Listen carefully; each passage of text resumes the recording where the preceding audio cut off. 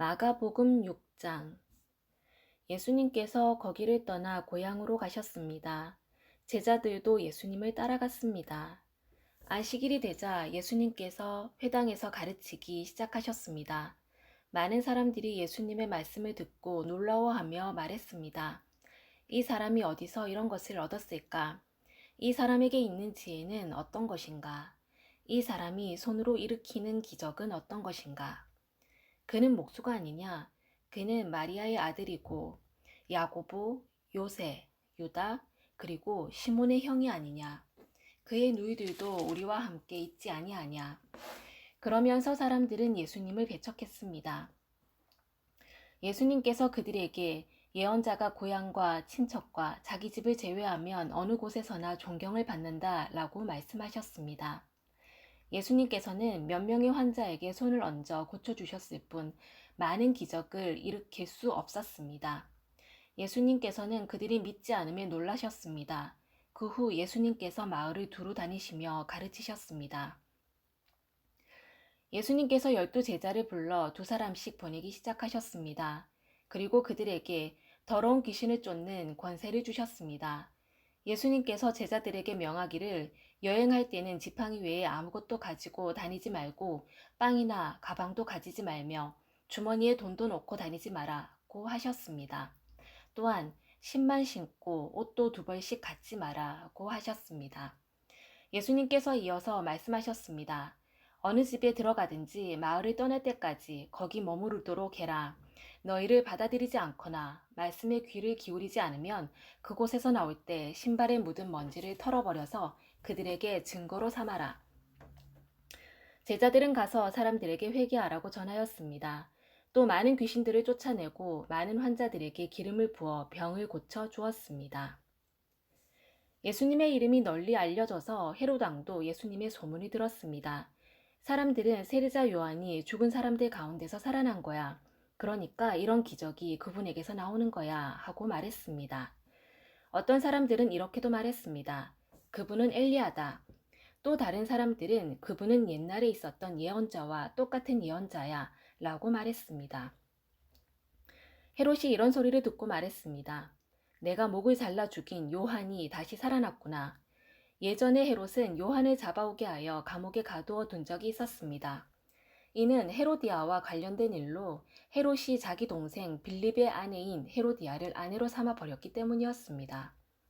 요한은 헤롯에게 자기 동생의 아내를 자기 아내로 삼는 것은 옳지 않습니다. 라고 말하곤 하였습니다. 그래서 헤로디아는 요한을 미워하였습니다. 헤로디아는 요한을 죽이고 싶었지만 그럴 수 없었습니다. 그것은 요한이 의롭고 거룩한 사람이란 것을 아는 헤롯이 요한을 두려워했기 때문입니다. 그래서 요한을 살려두었습니다. 요한의 말이 듣기에는 괴로웠지만 그의 말을 즐겨 들었습니다. 그런데 요한을 죽일 수 있는 좋은 기회가 왔습니다. 자기 생일에 헤롯은 고관들과 천부장들, 갈릴리의 귀빈들을 초청해서 잔치를 베풀었습니다. 헤로디아의 딸이 춤을 춰서 헤롯과 잔치에 참여한 손님들을 즐겁게 해주었습니다. 그래서 헤롯 왕이 소녀에게 말했습니다. 내가 원하는 것을 말해라. 그러면 그것을 선물로 주겠다. 헤롯은 내가 무엇을 달라고 하든지 다 주겠다. 내 나라의 절반이라도 말이다. 하고 맹세했습니다. 소녀는 자기 어머니에게 가서 무엇을 달라고 할까요? 하고 물었습니다. 그러자 어머니가 대답했습니다. 세례자 요한의 머리를 달라고 해라. 소녀는 즉시 왕에게 돌아가서 바로 이 자리에서 세례자 요한의 머리를 쟁반에 담아주세요 하고 요청했습니다.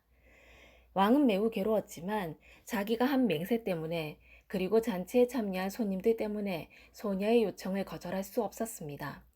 왕은 곧바로 시위대 군인을 보내 요한의 머리를 가져오라고 했습니다. 군인은 가서 감옥에 있던 요한의 머리를 잘랐습니다.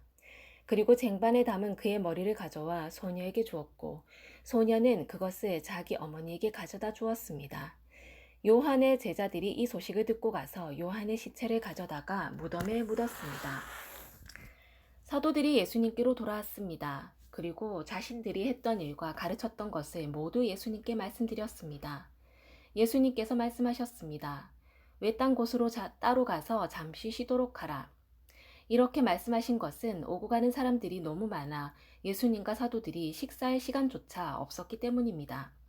그래서 그들은 외딴 곳으로 배를 타고 갔습니다. 그러나 떠나는 모습을 보고 사람들이 그들인 줄 알아챘습니다.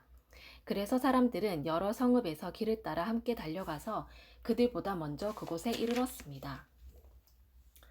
예수님께서 배에서 내리시면서 많은 사람들을 보셨습니다. 예수님께서는 그들을 불쌍히 여기셨는데 그것은 그들이 마치 목자 없는 양과 같았기 때문입니다. 예수님께서는 그들에게 많은 것을 가르쳐 주셨습니다. 이미 날이 저물었습니다. 제자들이 예수님께 와서 말했습니다. 이곳은 빈들이고 시간도 너무 늦었습니다. 그러니 사람들을 보내어 근처에 있는 농가나 마을에 가서 먹을 것을 사 먹게 하는 것이 좋겠습니다. 그러나 예수님께서 대답하셨습니다. 너희가 먹을 것을 주어라. 그들이 예수님께 말했습니다.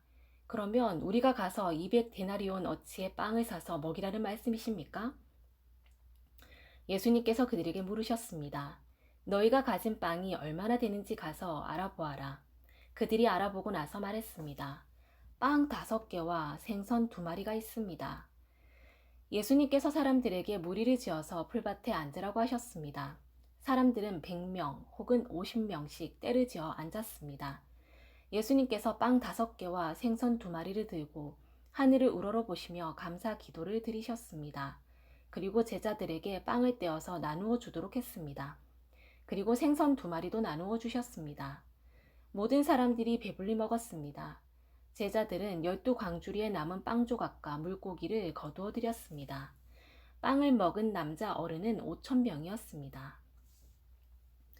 예수님께서 제자들에게 배를 타고 호수 건너편에 있는 벳세다로 먼저 가 있으라고 말씀하셨습니다.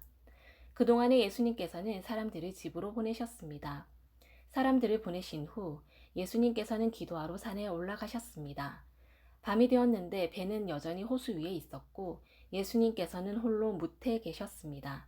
바람이 불어 제자들이 노를 젓느라고 애를 쓰고 있었습니다. 이 모습을 보시고 예수님께서 새벽 3시에서 6시 사이에 호수 위를 걸어오셨습니다. 그리고 제자들을 지나쳐 가시려고 하셨습니다.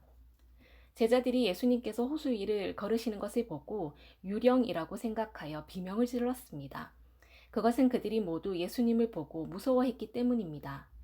예수님께서 즉시 그들에게 말씀하셨습니다. 안심해라, 나다. 두려워하지 마라.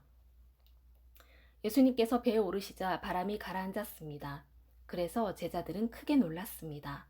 그것은 제자들이 빵의 기적을 보고도 아직 깨닫지 못하고 마음이 굳어져 있었기 때문입니다.